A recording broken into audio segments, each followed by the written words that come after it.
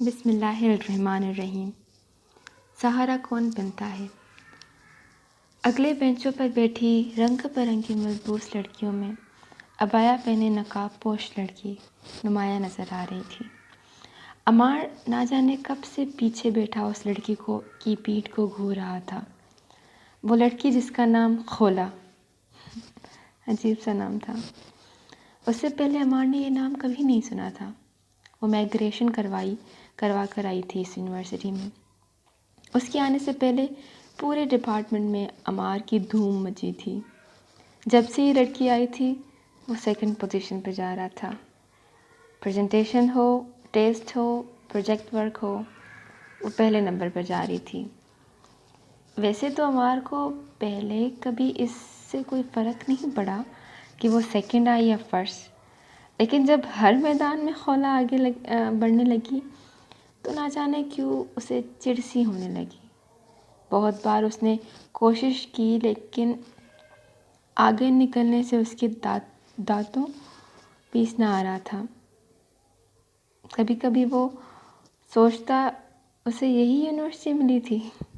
Nature بھی اس لڑکی کی عجیب ہے، کسی میل سے بات نہیں کرتی، اگر کرے تو لہجہ ایسا ہوتا ہے کہ اگلا بندہ مطلب کی بات کے سوا کچھ کہہ ہی نہیں پاتا۔ انہی سوچوں میں گم تھا۔ ادھر سے راشد اپنا لیکچر ختم کر چکے تھے، لیکن ہمیشہ کی طرح ابھی بھی 15 منٹ باقی تھے، اسی لیے وہ روٹین کی طرح کلاس میں سوال جواب کرنے لگے اور کہہ رہے تھے کہ اسلام ایک مکمل ضابطۂ حیات ہے۔ اگر دیکھا جائے تو اسلام ایک مذہب ہی نہیں، پوری سائنس ہے۔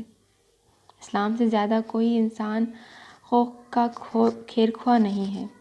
جو چیز بری ہے اس سے روکتا ہے، جو چیز فٹ ہے اس کا حکم دیتا ہے۔ ہمیشہ کی طرح عمار کے ساتھ بیٹھے قاسم نے اپنی ٹانگ اڑائی اور کہنے لگا، سر، یورپ والے، چائنا والے بچھو تک کھا جاتے ہیں، شراب وغیرہ پیتے ہیں، خنزیر کا گوشت کھاتے ہیں جس کا گوشت سب سے لذیذ ہے، اور الٹا اس سے انہیں انرجی ملتی ہے، وہ ترقی کرتے جا رہے ہیں۔ ہم پر یہ سب حرام ہے، لیکن ہمیں یہ حرام چھوڑنے کا کیا فائدہ؟ ہم دن بدن پیچھے جا رہے ہیں، اس سے کیا لاجک بنتی ہے؟ پوری کلاس مڑ کر قاسم کو دیکھ رہی تھی، سوائے اس ایک کھولا کے۔ وہ بس پینسل کو اپنی انگلیوں میں گھما کر اس سے کھیل رہی تھی۔ نہ جانے یہ لڑکی عام لڑکیوں کی طرح کیوں بیہیو نہیں کرتی، عمار نے چڑ کر سوچا۔ سر راشد گلا کھنکھار کر بولے، جہاں حکم اللہ اور اس کے نبی کا آ جائے وہاں ہر بات پر لاجک ختم ہو جاتی ہے۔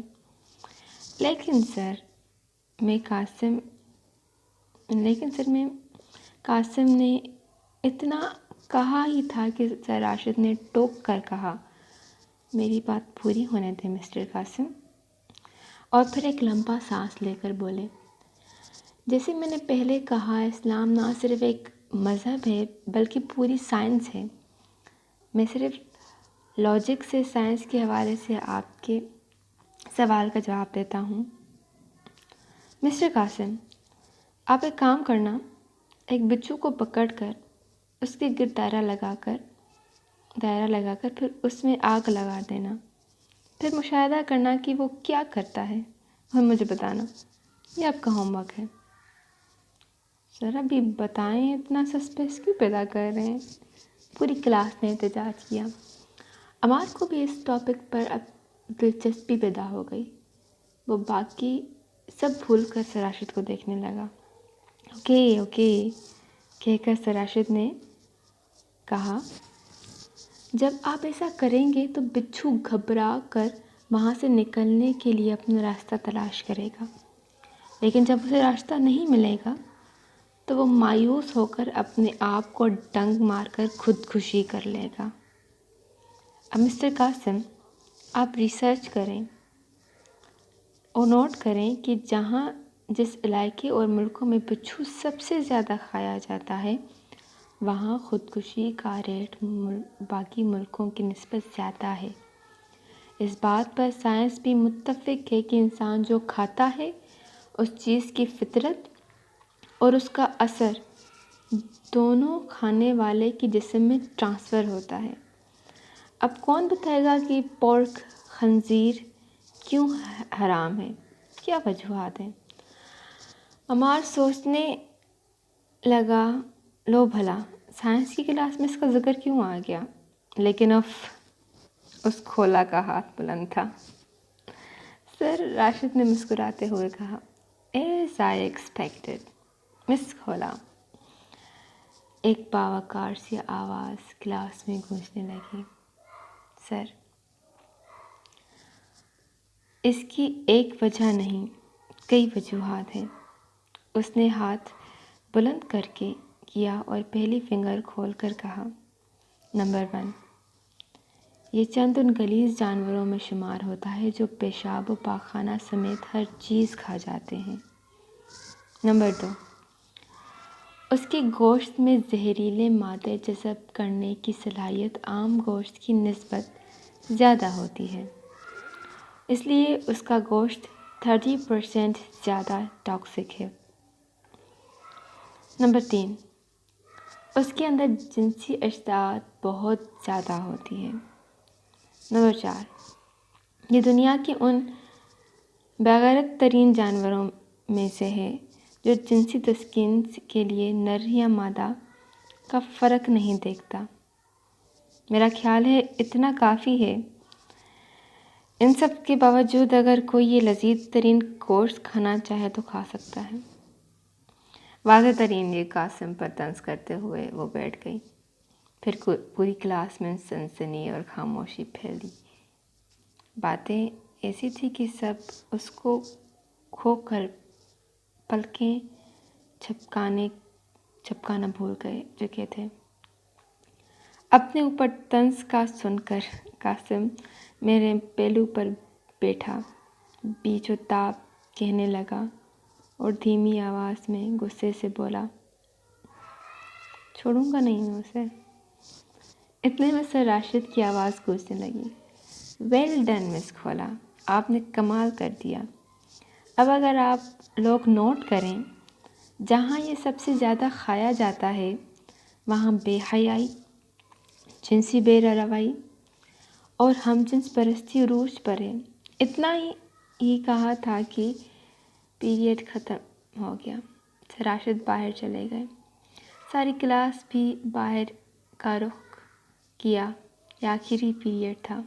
عمار پھر سوچنے لگا، یہ کھولا کیا چیز ہے؟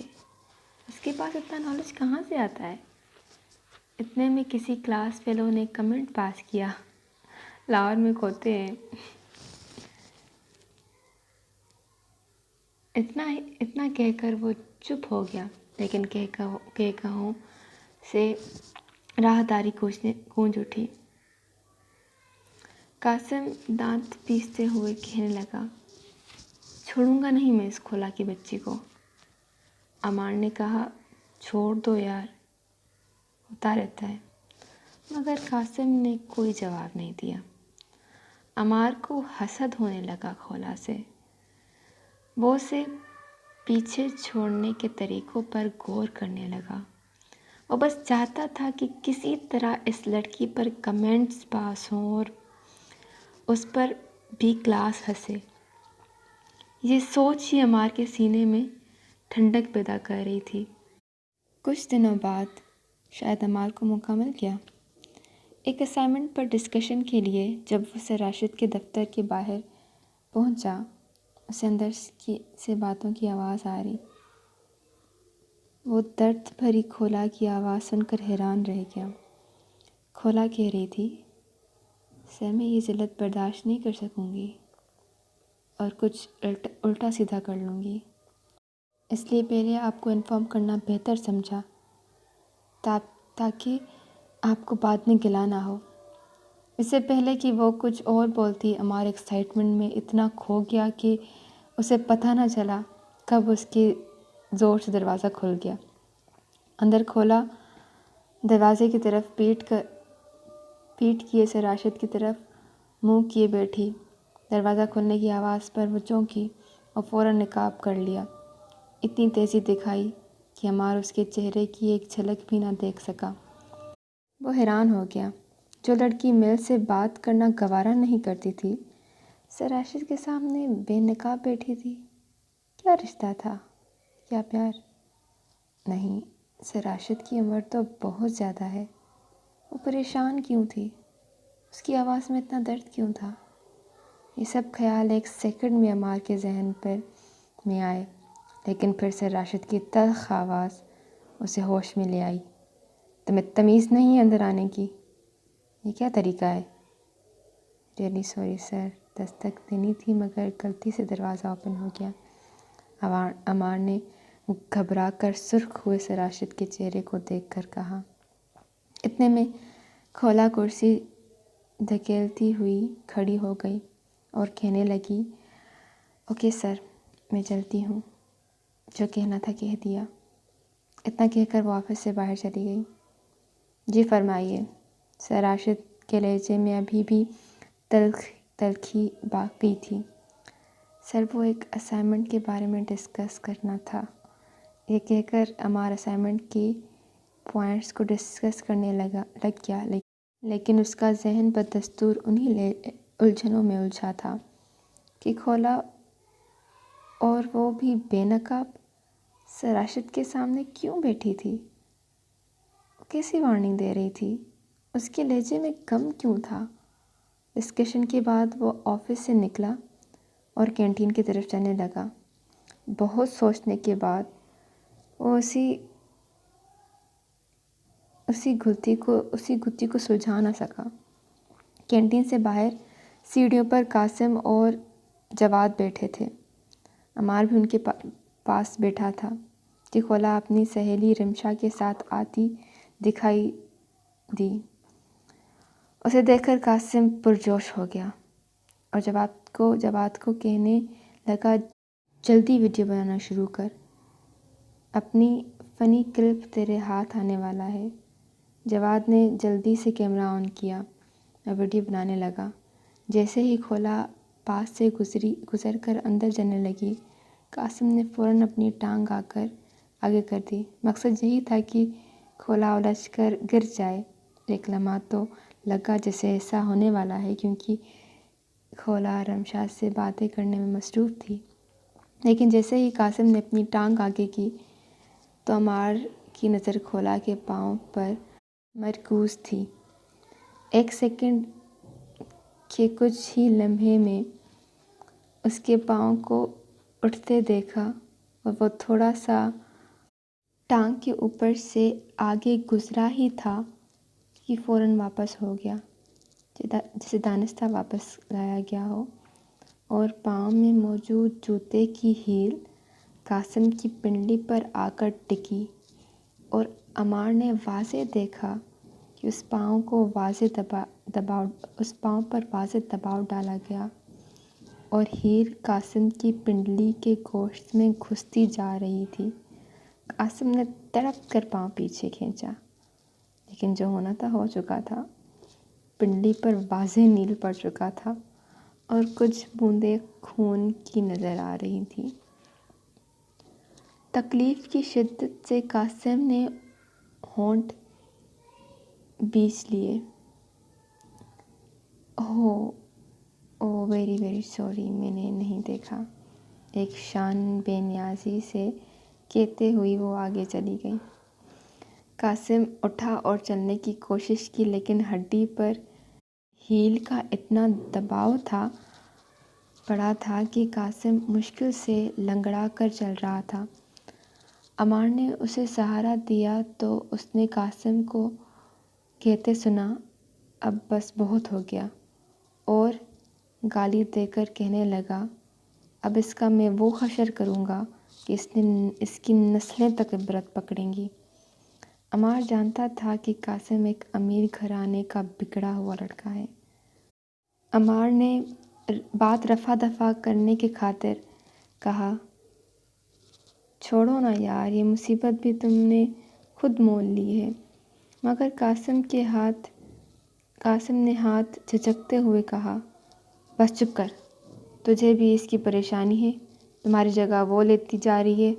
عمار نے ہنس کر کہا، اس سے تو چلتا رہتا ہے۔ مگر قاسم نے کوئی جواب نہ دیا، وہ نہ جانے کس سوچ میں گم تھا۔ عمار کو کھولا کی عافیت خطرے میں نظر آنے لگی، کیونکہ وہ قاسم کو اچھی طریقے سے جانتا تھا۔